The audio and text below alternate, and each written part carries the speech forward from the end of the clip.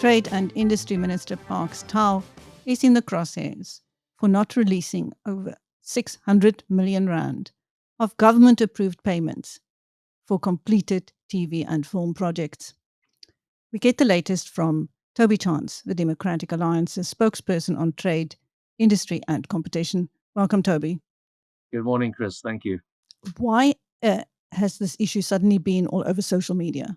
Because last week, the industry organized two marches, the first on Wednesday to Parliament, the second on Thursday to the DTIC offices in Pretoria.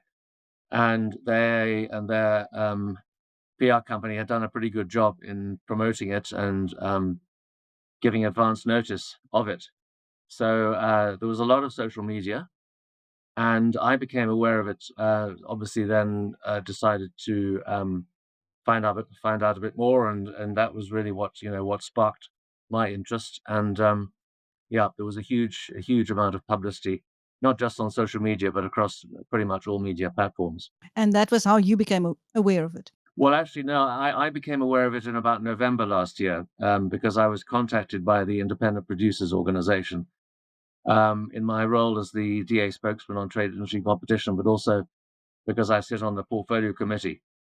And the industry had been making attempts over many months, if not years, to get answers from the department, and they were really just at the end of their tether. So that's how I came to know about it. And I had a meeting with them in early December with my colleague Leah Potgieter, who's our spokesperson on sports, arts, and recreation, because obviously there's a strong overlap with that. And we then heard about their issues and complaints, and they told us about the march that was going to take place in January. How does this incentive program actually work? It's actually a rebate. It's called the Film and TV Incentive Program, but the way it works is that it's a rebate for monies spent, but they have to apply first. So if you're a producer or a production company and you want to apply for the rebate, you have to fill in all sorts of forms and give descriptions of the project. You then apply for a rebate of up to 35% of the costs. If it's approved, then you go ahead with the production and then you claim the money afterwards. So that's how it works. And there are various types of rebates. It's co-productions with international companies. It's productions which are supporting up-and-coming Black film producers, as well as productions which are mainly run by international production companies. And it's been in place for over 20 years to stimulate productions in this country. And it's really worked extremely well up until the last few years. What are other countries doing to support their industries? Well, at last count, there were 144 countries around the world with similar incentive programs. And it's become the industry norm that countries that want to build up their industries have to provide government incentives of one sort or another. So, I mean, if countries as you know, you would expect, the UK, the US, Canada, Australia, many of the European countries are attracting production of movies and television because of the incentives that they provide. So as you can imagine, the companies themselves are now chasing after the best incentives. And with South Africa's incentive program having effectively stalled in the last few years, it's had a dramatically negative effect on the industry. What are the main complaints of our industry? Well, there are a number of complaints. I think they boil down to lack of communication for probably 5 years. And after the march in Parliament, I had a meeting with the leaders of the march in my office in Parliament, as well as the chairman of the Portfolio Committee, Ms. Windili Masina, and my colleague, Londi Mduli. We had received the petition from the industry, and the petition listed a whole lot of different demands, which we listened to, starting off with, as I said, lack of communication. And of course, if you can't communicate with the main funder, then it makes it impossible to do it, to actually undertake any proper planning. Then, of course, there's the issue of the money owed, and I received the information after submitting a written question to Minister Tao at the end of last year, I got the answer at the beginning of January, which is that the industry is owed 663 million rand in rebates that haven't been paid. Now, that is a huge amount of money, bearing in mind that most of these companies are relatively small, they're independent, they're privately owned, and that is money that they've already spent, and now they have to try and recoup it. And many of the businesses have gone out under because they just haven't been able to survive the cash flow constraints. Then the other complaint is that the adjudication panel that decides on the awarding of grants to different productions based on the applications has not sat since March 2024. And that means that there's been no activity at all in the industry, which means the productions that should have happened haven't happened. And money that is owed from several years back is still unpaid. So the other thing is the changing of the rules without any consultation. And now what they're saying is, because there's no money, they claim there's no money, is that the productions will have to take place at risk, and they'll have to then apply after the movies have been produced. So that means that these companies, are going to have to really splash out large sums of money without any guarantees that any of their applications will be approved. So it's a total mess. And we were told that the industry had a meeting in February last year with Deputy Minister Godlimpi, and he gave them assurances that the problem would be solved and that there would be it would be fully addressed, but nothing has ever happened. And they were so frustrated that they eventually made a PI application, essentially an application for information from the government, which gave them all sorts of gobbledygook. They claimed it really wasn't providing any useful guidance, which is really why they contacted us in the Portfolio Committee at the end of November to try and break the logjam. Why have the minister and his department been so slow to respond to this? Well, I wish I knew the answer to that question. The answer to the written question I posed, apart from telling us that 663 million rand is owed, is that they don't have any money. And I think what I've been able to establish is that they overspent in previous years, and so they are trying to recoup the monies that had been spent that they shouldn't have spent. So I think that there's clearly evidence of mismanagement within this department over many years, dating back to the time when Minister Patel was the minister, and they were just spending money, left, right, and centre. Now, you could argue that in itself has provided funding for the growth of the industry, which is fair enough, but it doesn't take away from the fact that the money is still owed. And we in the Portfolio Committee haven't seen evidence of this. We weren't told about it in detail. And so that's when, why it came as a bit of a surprise when I heard from the production industry that this was the problem. So Minister Patel and the department are going to have to look very hard at their budgets, and if necessary, they're going to have to go to Treasury to find extra money.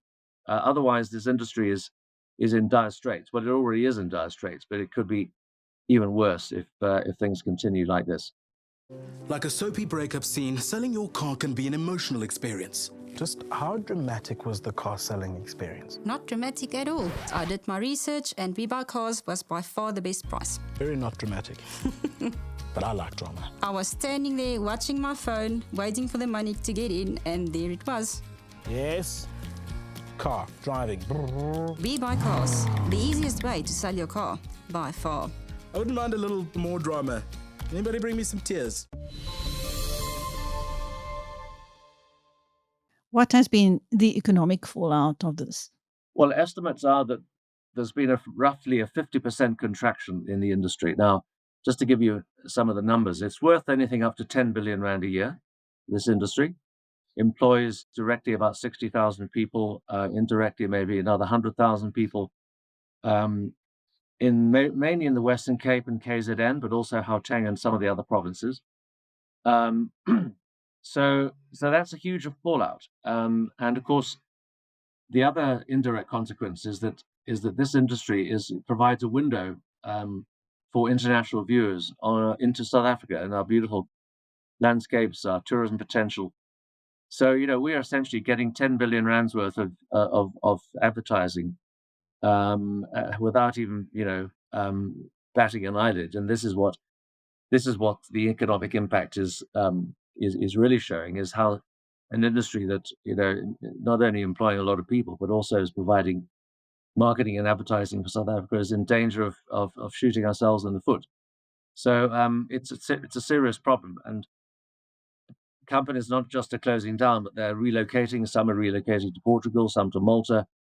They're just closing shop. And it was actually tragic on Wednesday when we were walking through the crowds and talking to these producers, that their livelihoods over many, many years have just been trashed. And it's very, very difficult to recover from a thing like that. So we just have to make sure that we don't see more decline, from 50% to 60%, 70% in the next few months. Is there any truth in the rumors of favoritism? Well, maybe. I'm not close enough to be able to answer that question. I think that the industry has transformed significantly, but I think that's true that, as in any industry, there are dominant players.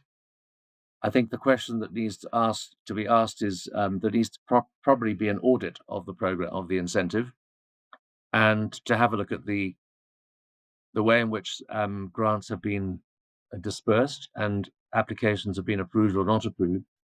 So I'm not saying that the system is perfect by any means. I think it probably does need a proper investigation to uncover the answer to that question, and whether up and coming black producers are getting their fair share. What has been the outcome of those marches? Well, the outcome is that a meeting has provisionally been scheduled for the 17th of this month. I was in discussions with the chairperson on Friday, and we're trying to get the minister and the department to come and answer questions. We will obviously invite the industry to come as well, and it's our job as the committee to summon the minister to account for his inaction in this regard. So the portfolio committee is taking this further. Absolutely, and I think that was why it was important for the chairperson and myself and my colleague Londi and Julie to be present. The purpose of the march was to hand over the petition, and if we hadn't been there, then there would have been nobody to receive the petition. And I think now that Parliament is aware, I've called for a special debate on the matter.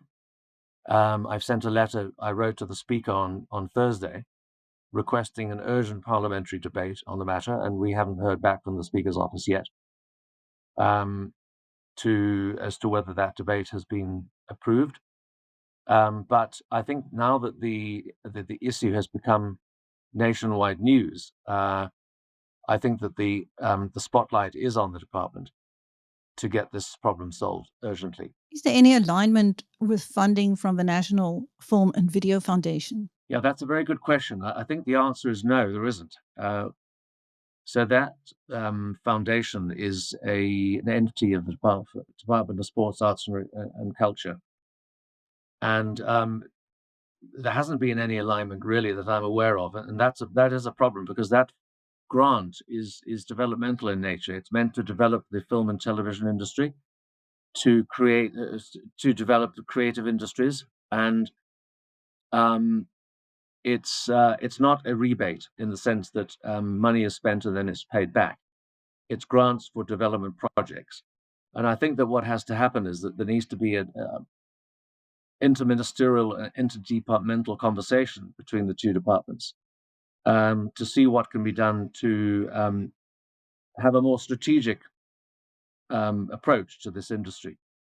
Because there's no doubt, not only in South Africa, but across Africa. And in fact, there are funds that I think R1 billion fund was recently announced last year to support the creative arts, the creative industries in Africa. And that's a significant sum of money, some of which could end up in our pockets in this country. So I think there's definitely a need to have a sit down around the table for the two departments to figure out how do we maximize the opportunities to grow this industry through the various channels, not just government channels, obviously, but also the industry itself. That the industry does a lot of its own marketing. In fact, one of the people that I met on Wednesday in my office, Lucky Gordon, who's been in the production industry for 25, 30 years, she's going overseas literally now to go and drum up support for the industry and for her production company. So they're very proactive. It's not just waiting for grants and incentives. That the industry themselves go out and knock on doors internationally to try and attract productions to this country. Meanwhile, where to from here? Well, I think we have to see the outcome of the meeting if it takes place on the 17th.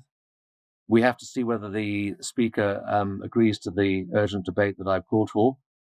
But now I think that the pressure is on the department to answer questions and to see things move forward. So definitely the Portfolio Committee is onto it, and we'll have to see. I'll be able to give you some feedback after that meeting. Thank you. That was Toby Chance, the Democratic Alliance's spokesperson on trade, industry and competition, speaking to BizNews. I'm Chris Steyn. Thanks, Chris.